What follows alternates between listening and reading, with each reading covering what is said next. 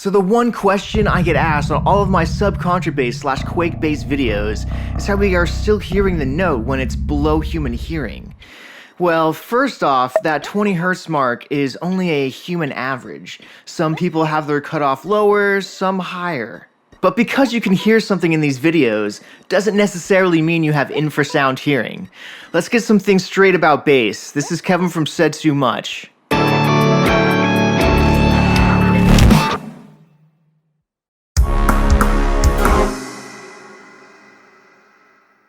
The truth is, almost certainly you're not hearing that 17 Hz mark, let alone a 20 Hz mark, and I'll prove it.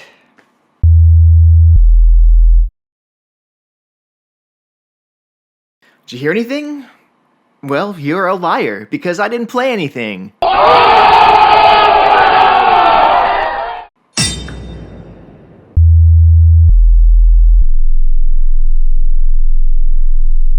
Did you hear it this time? You most likely heard your speaker just freaking out and distorting, if anything. So if you were to generate the 20 Hz sine wave into a super detailed and accurate speaker, you may hear something.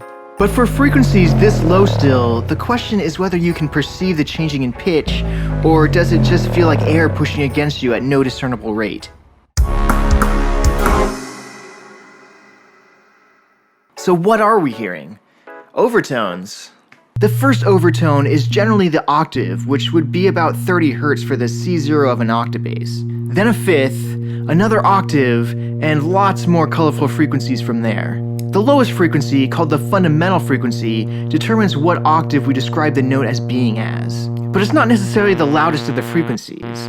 That's why when a lot of people hear the term bass, they think of an 808 or something, and not an upright bass. They may even think an 808 is lower, but technically these are the same two notes. The 808 is just louder in those fundamental frequencies.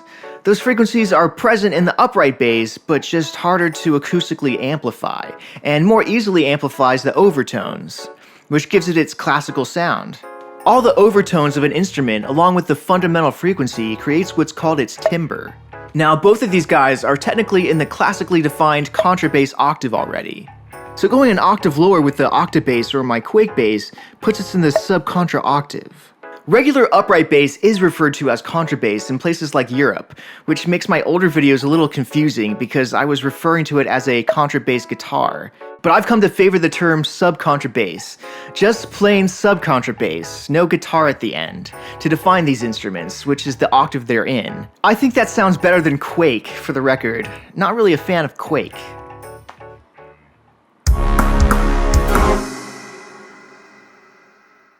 So this begs the question, if we're not really hearing the fundamental and just the overtones, why not play notes that use those overtones as the fundamental? Well, obviously we still get a different timbre. It's more condensed in that low end of a subcontrabass note. Barely any presence besides some percussive attack noises. And what I find most pleasant about them is a gurgling modulation sound that the subcontra frequencies give the higher ones. Now, in synth sound engineering, you have these things called low-frequency oscillators, or LFOs. Basically, oscillators that are playing at subcontra frequencies. You use them to manipulate your other oscillators in a way where you can hear each peak of the LFO wave come and go, like you can almost count them. The low frequencies of the subcontra bass no longer serve as a perception of pitch, but give a timbre of an LFO, and this LFO is following those overtones at a divisible rate.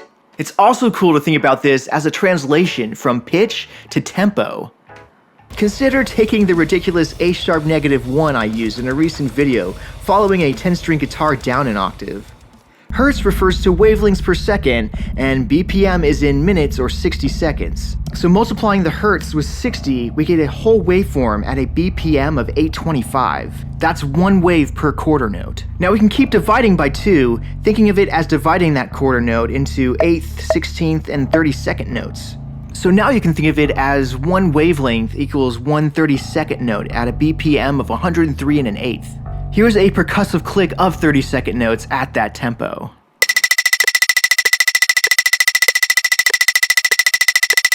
So going even lower, it becomes a question of perfect tempo hearing over perfect pitch. Now for fun, we can pitch this click track along the piano roll, and high enough, we actually do start perceiving a pitch. This is a bridging feature of what makes music what it is, which I think is pretty cool.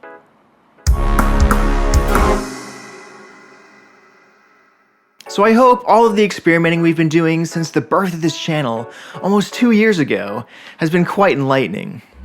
My main focus has been on perpetuating the illusion of subcontrabass frequencies, focusing on the traditional 50 to 100 Hz range, but bringing to life that flickering. I figure most people at the very least don't have the sound system required to hear lower than that. Go ahead and let me know if you'd like a tutorial on my process. It'd be very technical producer stuff, so be aware. Through all of this, I will admit that anything below an E0 maybe is very difficult to work with. I'd even say maybe I'd prefer F or F sharp. With how low maybe guitars are going, I'm very interested in reinventing the relationship bass has in all of music. For now though, enough said. For downloads, raw instrument tracks, and more exclusives, find our community on Patreon and consider adding your support. Said too much.